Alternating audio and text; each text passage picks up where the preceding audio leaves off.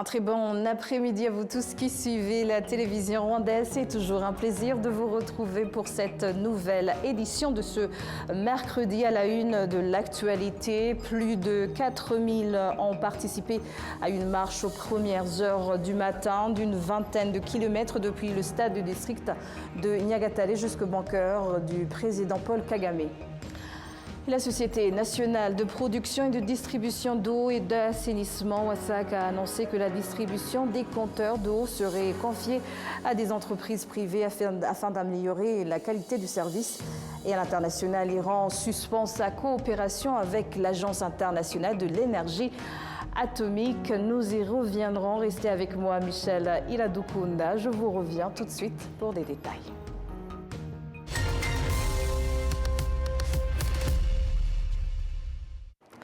Bienvenue. Plus de 4000 personnes ont participé à une marche aux premières heures du matin d'une vingtaine de kilomètres depuis le stade du district de Nyagatare jusqu'au bunker du président Paul Kagame, qui à l'époque était le commandant militaire des forces du FPR. Après avoir parcouru 8 kilomètres en seulement 2 heures sur de nombreuses motos, les jeunes se sont réjouis des opportunités de développement qu'ils avaient saisies alors que le Rwanda se prépare à célébrer la fête de la libération ce vendredi.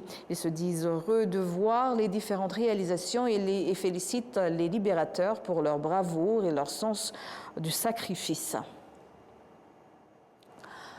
Le ministère de la Santé a annoncé que d'ici 2 ans, l'hôpital Roi Faisal atteindra le niveau d'un hôpital de niveau international. Cette modernisation permettra également de multiplier par 5 le nombre de patients pouvant être pris en charge tout en améliorant la qualité des services fournis. Outre l'hôpital Roi Faisal, l'hôpital militaire et le centre hospitalier universitaire de Kigali devraient également être modernisés pour répondre aux normes internationales. Cette initiative s'inscrit dans la stratégie plus large du gouvernement visant à améliorer le système de santé du pays et à réduire la nécessité pour les Rwandais de recourir à des soins spécialisés à l'étranger. La Société nationale de production et de distribution d'eau et d'assainissement WASAC a annoncé que la distribution des compteurs d'eau serait confiée à des entreprises privées afin d'améliorer la qualité du service. Désormais, les citoyens pourront demander des compteurs d'eau via la plateforme numérique Irembo. Auparavant, de nombreux résidents se plaignaient des longues files d'attente et des retards dans les agences WASAC pour demander ou récupérer leur compteur d'eau. L'obtention d'un compteur pouvait prendre plusieurs jours, voire devenir impossible, certains alléguant des cas de corruption. Mais après avoir obtenu un compteur, les résidents devaient souvent attendre l'installation des techniciens de WASAC, ce qui a entraîné des retards supplémentaires. Les responsables de WASAC ont souligné que ces changements visaient à améliorer considérablement l'expérience client.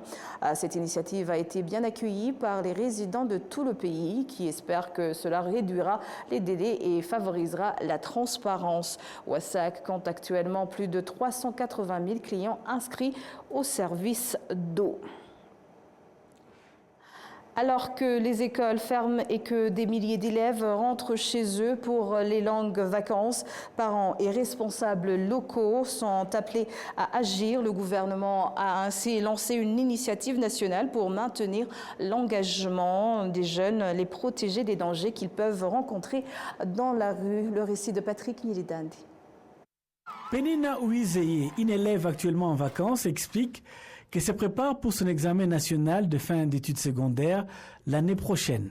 Elle ajoute que les vacances scolaires ne sont pas le moment de se laisser aller à des comportements répréhensibles.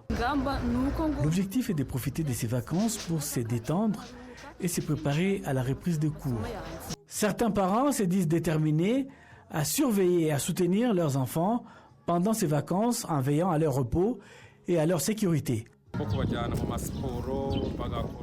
Parmi les activités qui les intéressent, on trouve les sports, l'école de musique, l'apprentissage des différentes compétences, mais aussi la discipline. En tant que parents, une fois ces enfants rentrés à la maison, nous nous efforçons de leur accorder suffisamment de temps et de les accompagner dans leurs tâches ménagères et autres apprentissages. Nous allons également essayer de les faire sortir. Kouimana Gilbert, directeur de Love with Action Academy, une école qui scolarise les enfants handicapés, explique que pendant les vacances scolaires, certains parents ont tendance à abandonner leurs enfants handicapés, les laissant mendier dans les rues. Il ajoute que des mesures ont été prises pour faire face à ce problème. Le ministre rwandais de la Jeunesse a déclaré que dans chaque village, le gouvernement a mis en place des lieux dédiés où les élèves se rassembleront pour recevoir différentes leçons visant à les aider à éviter le comportement néfaste. Il a également exhorté les parents à collaborer à cet effort. Premièrement, les enfants doivent rentrer chez eux. Deuxièmement, pendant les vacances, ils doivent prendre le temps de se détendre et de bien dormir. Nous prévoyons de réintroduire le programme Inore Mukiruhuko. Nous demandons à tous les élèves, après les examens nationaux, de consacrer au moins 3 jours aux activités organisées dans leurs cellules. Ils seront également initiés aux valeurs et se verront rappeler l'importance de rester sobres. Des visites médicales seront également organisées. Nous demandons aux parents de vérifier que leurs enfants ne possèdent pas de cigarettes électroniques qui fument. Les vacances scolaires marquent la fin de l'année scolaire 2024-2025. Ont officiellement commencé le 27 juin 2025 et les élèves ont commencé à trouver leur famille conformément au calendrier annoncé par le ministère de l'Éducation. Les analystes qui suivent de près la situation sécuritaire de la sous-région estiment que le groupe terroriste des FDLR est le nœud de l'insécurité de la région ces 30 dernières années. D'où est venu ce groupe et à quand remonte-t-il? Élément de réponse avec Séréné Louvouillo Emmanuel, journaliste passionné pour la justice dans la sous-région. Le FDLR, c'est un monstre. C'est un monstre à plusieurs têtes, à des milliers de têtes.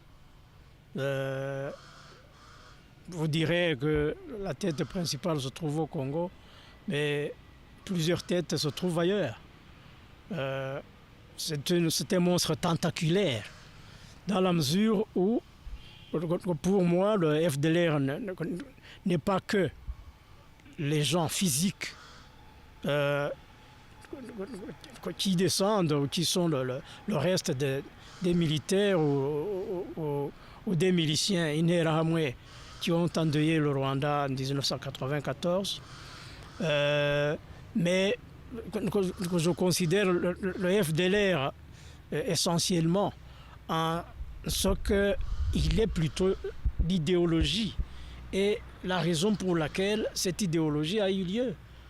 Remontons aux années 1980, aux années 80. C'est là où l'on voit justement que le régime du président Habyarimana focalise sur cette idéologie bantou-hamitique pour bien asseoir son pouvoir. Hein. On le voit s'allier d'abord le Congo, mais au-delà du Congo, on le voit dans d'autres pays africains, où justement il est en train de montrer que il y a une menace nilo-hamitique sur la civilisation bantoue. J'aime des fois mentionner le cas de l'abbé Alexis Kagame, qui a été élu par l'UNESCO en 81 pour diriger le CICIBA, le centre des langues et cultures bantoues, qui est assis à Libreville, je crois. Alors, qu'est-ce qui se passe? L'UNESCO dit à Habyarimana, c'est au tour du Rwanda de prendre la direction, de prendre la présidence du CICIBA. Et Habyarimana a dit non, mais comment un Hamite peut diriger un centre pour les civilisations bantoues? Donc, ça, c'est une anecdote macabre dans la mesure où l'abbé Alexis Kagame a fin de fait été victime de ça. Il est mort subitement à Nairobi, comme ça, chez son médecin. Hein. Alors, on voit justement qu'à partir de ces années-là, Habyarimana a construit fond de l'Omagrivi, au nord Kivu, et puis tout culmine en 1994, en 1994, où la milice Imbonerakure, où toute l'idéologie du génocide a été mise en place, où la phase exécution finale est justement est à terme. Voilà. Alors, le FDLR naît de là. Les gens prennent la fuite devant les forces du FPR qui arrêtent le génocide et libèrent le pays. Ils se réfugient avec leurs armes au Congo, ça c'est de l'histoire, et continuent la lutte pour la prise du pouvoir, mais essentiellement la lutte pour aboutir à l'extermination des Tutsis, comme cela avait été à l'origine de cette idéologie même. Tony, journaliste qui a longtemps couvert la sous-région, notamment l'Est de la RDC, affirme que les FDLR existent et sont toujours dangereux. Pour avoir la paix dans la région, il faudra déraciner ce groupe, affirme-t-elle. Le FDLR existe. Il est bel et bien vivant. Il est là, il est opérationnel. Ce sont des jeunes, des gens qui sont toujours en vie, en bonne et due forme. Ils sont toujours en train de travailler et ils ont des postes dans le gouvernement, ils ont des postes dans les dirigeants des FRDC. Ils existent. Moi, je les ai vus de mes propres yeux. Ils sont en uniforme, ils sont bien armés, ils travaillent, ils ont de l'argent. Donc, ils sont sponsorisés par la communauté internationale, bien sûr. Moi, je le souligne parce que j'ai été là-bas, j'ai été témoin de tout ce qui s'est passé là-bas. Le Rwanda prévoit que ces villes vont héberger plus de 15 millions d'habitants d'ici à 2050. Le gouvernement a donc mis en place un nouveau système numérique, un système Kubaka, afin de garantir un développement urbain harmonieux, légal et conforme aux plans directeurs nationaux. Le récit de Patrick Nyilitande. Un rapport 2024 sur la prestation de services de l'Office rwandais de la gouvernance, RGB en sigle et en anglais, couvrant 16 provinces, a révélé que le secteur foncier et du logement obtenait un score de 64,20%, juste devant l'agriculture qui obtenait un score de 61,50%. Parmi les plaintes formulées par les citoyens figurent la lenteur et la frustration des procédures d'obtention de permis de construire auprès des administrations locales. Obtenir un permis de construire est parfois difficile. Parfois, les retards peuvent même entraîner la dégradation d'une maison avant même d'avoir obtenu le feu vert pour la rénover. Il arrive qu'un particulier achète un terrain, mais qu'au moment de construire, il échoue faute de permis. C'est pourquoi jusqu'à présent, nous sommes sur la liste d'attente.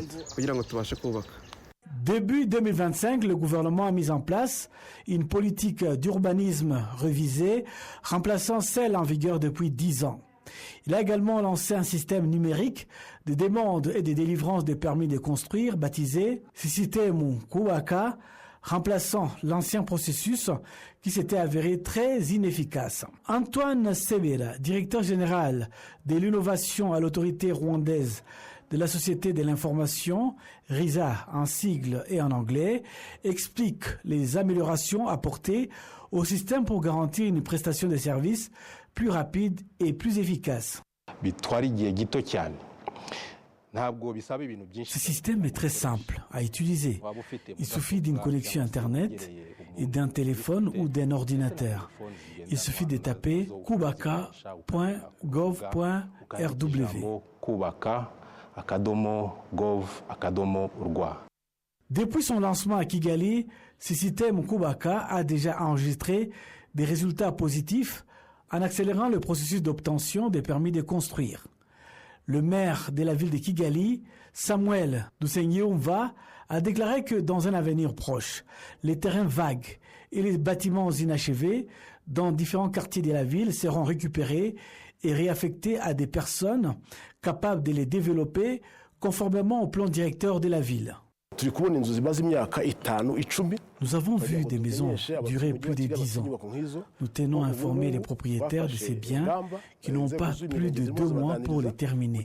Sinon, nous les confierons à d'autres personnes compétentes. Il est interdit de commencer les travaux sans jamais les achever. Le ministre des Infrastructures, Dr Jimmy Gasore, a souligné que rien ne justifie les constructions illégales. Il a déclaré que le gouvernement continuerait d'investir dans le développement des infrastructures urbaines conformément au plan directeur existant.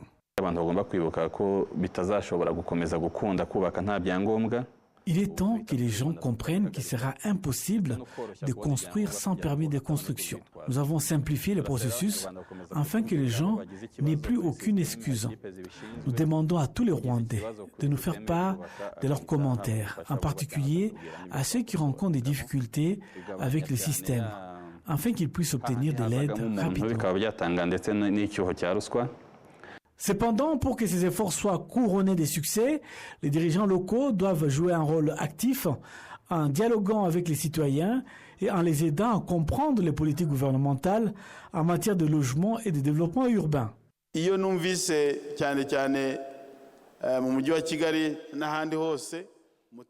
Lorsque j'apprends qu'un citoyen était en train de construire et que son projet était interrompu, cela m'attriste. En tant que dirigeants, nous devions toujours nous sentir mal à l'aise lorsque de telles choses arrivent à nos concitoyens et avoir honte de ne pas les aider. C'est douloureux de voir les habitants punis alors que les réglementations sont là, mais jamais bien expliquées pour éviter les amendes. D'ici 2050, on prévoit que plus de 15 millions de personnes au Rwanda vivront dans les 101 villes planifiées, tandis que 6 millions supplémentaires résideront en zone rurale, toutes dans les villages organisés dits Umudugudu. Les habitants du district de Ngoma se réjouissent des infrastructures en cours mises en place qui vont améliorer leurs conditions de vie. Ces réalisations font partie des engagements pris dans le cadre du programme de performance de l'année du budgétaire qui s'est achevé le mois dernier au mois de juin. Tous les détails avec Amandine Dikumasao. Différentes infrastructures du centre de santé de Gasetsa, situé dans le secteur de l'Emela, le poste de santé du village de Mahango, dans le secteur de Kibungo, ainsi que la route dite Vunduka vivant de 3 km, comptent parmi les réalisations présentées à la population de cette localité qu'ils ont accueilli avec satisfaction. Auparavant, nous n'avions qu'un poste de santé sans buanderie, ce qui compliquait énormément les choses, notamment lorsqu'il fallait envoyer les vêtements d'un patient à la maison pour les faire laver. Mais aujourd'hui, grâce à la nouvelle buanderie, le patient est pris en charge directement sur place par les médecins, tandis que le garde-malade peut laver et même sécher les vêtements ici même. Avant, il fallait parcourir une longue distance pour se rendre à l'hôpital, ce qui était difficile pour les jeunes et encore plus pour les personnes âgées. Nous sommes vraiment heureux que ce poste de santé ait été installé plus près de chez nous. Le chargé de développement économique du district de Ngoma, Nyilidan Desiriak, affirme que cela représente une manière d'élargir les infrastructures dans le district conformément aux engagements que celui-ci a pris envers la population dans le cadre des contrats de performance. Lors de l'inauguration de ces projets, un habitant défavorisé du secteur de l'Emela a également reçu une maison.